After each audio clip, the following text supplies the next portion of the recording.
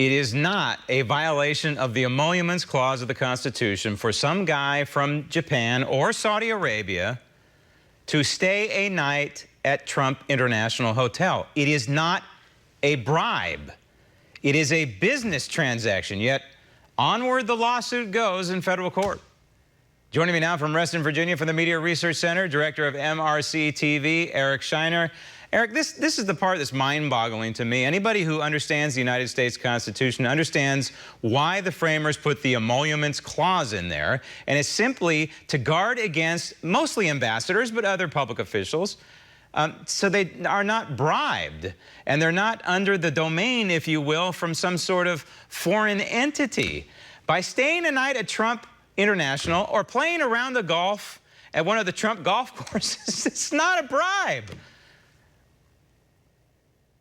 No, and the Trump team says, maybe these people actually just like the Trump brand, and that's why they're choosing to stay there. Trump's lawyers are saying, hey, George Washington, Thomas Jefferson, sold some of their crops, some of the yields of their crops to foreign countries. This wasn't considered a break of the Emolument Clause.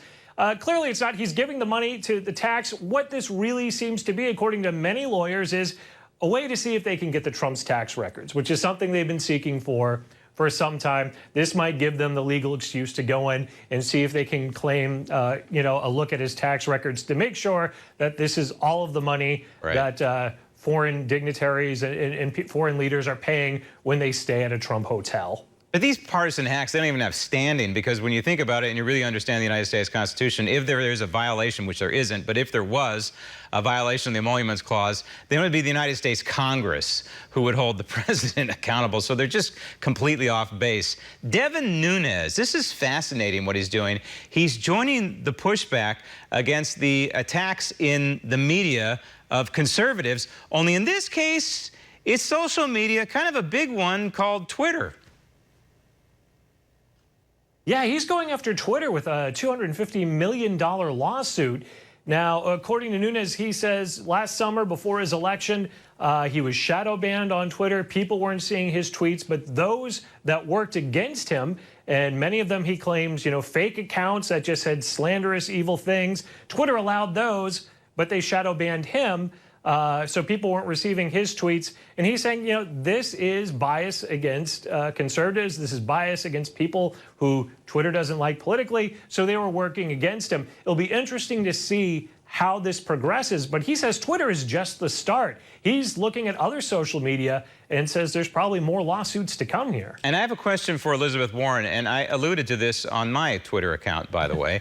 Just one? If she is seeking reparations because she's American Indian, does she also get reparations if we go down that path?